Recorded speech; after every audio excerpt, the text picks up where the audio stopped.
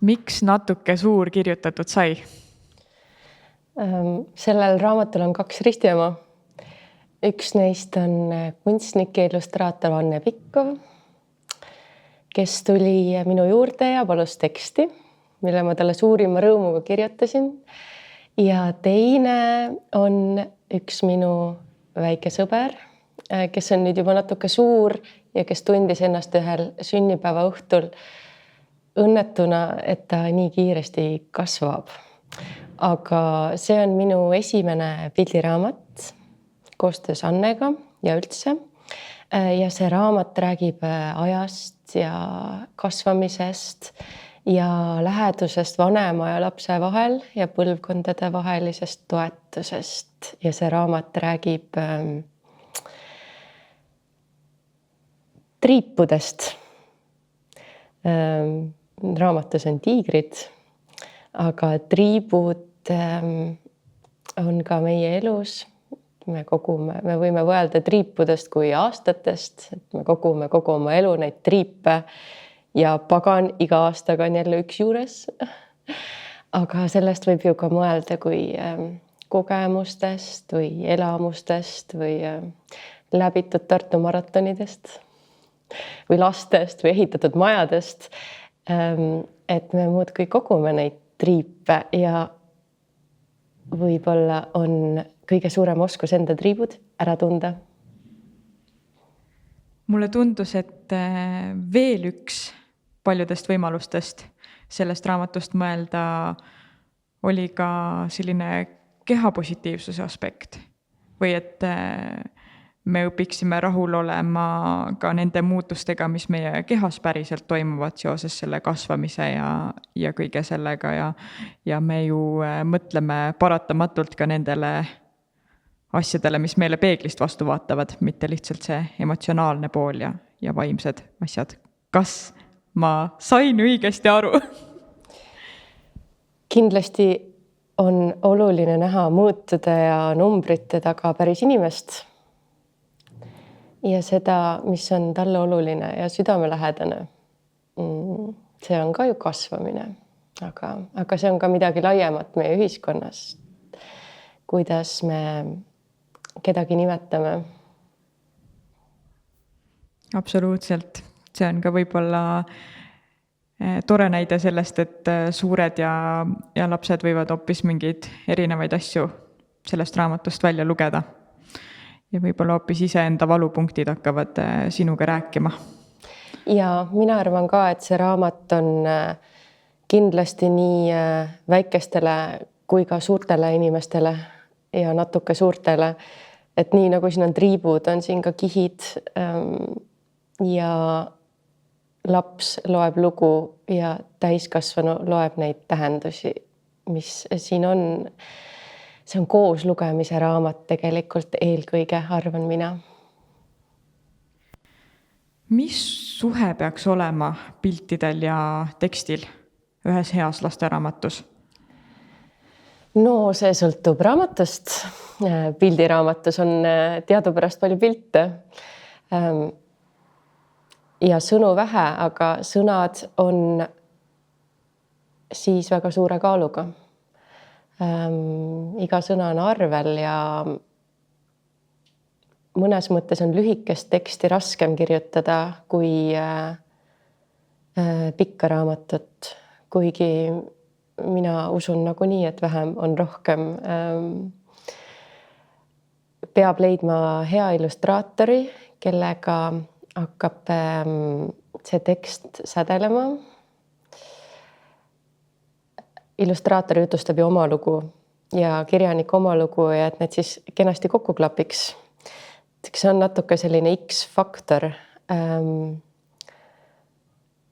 ja pildiraamatu puhul eriti oluline.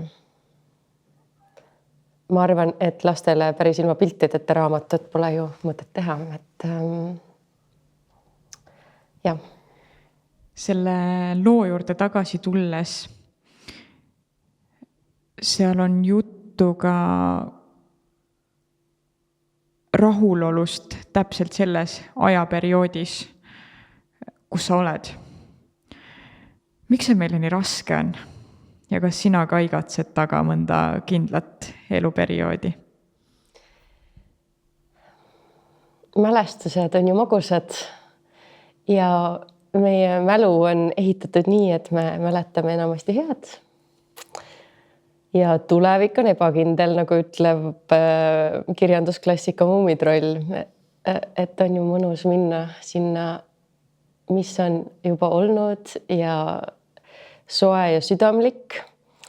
Aga mina mõtlen sellest nii, et need mälestused on nagu omamoodi selle raamatu triibud, et sa pakid nad seljakotti ja võtad selle seljakoti matkale kaasa mööda elu ja see annab sulle hoogu ja tuge.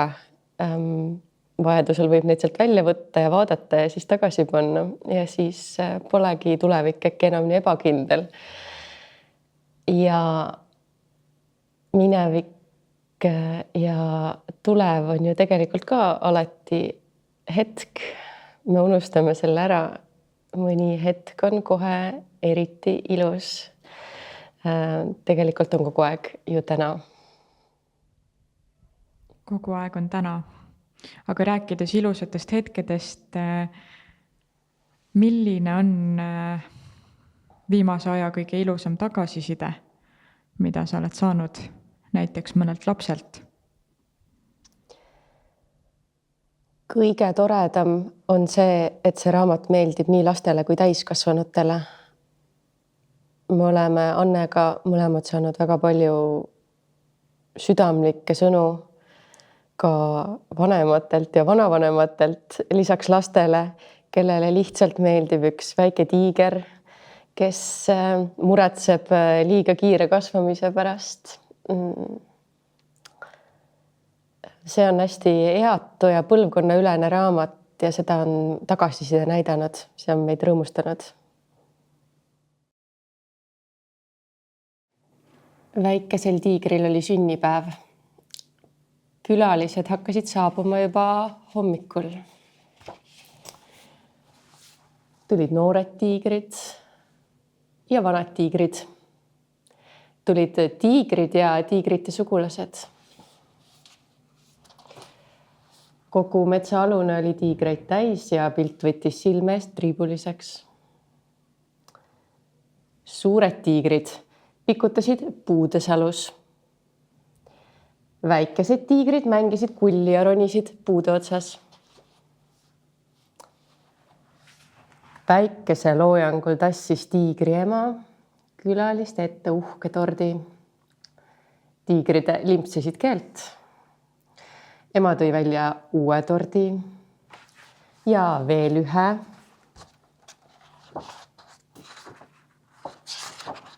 Ja siis veel ühe ja siis veel 5 ja siis veel 51. Kõik tordid pisteti nahka. Õhtul lehvitas tiiger külalistele kaua hüvasti jätuks.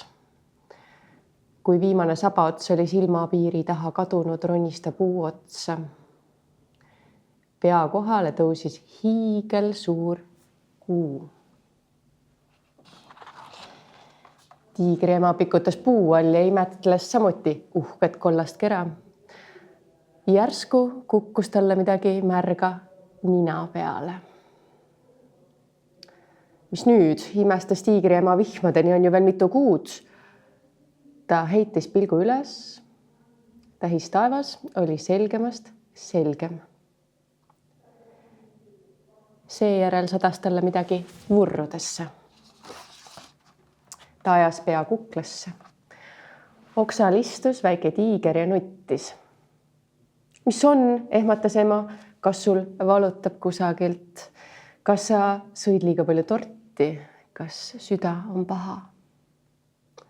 Mul on triibud paigast ära, ütles tiigripoeg. Nad on vasakule nihkunud.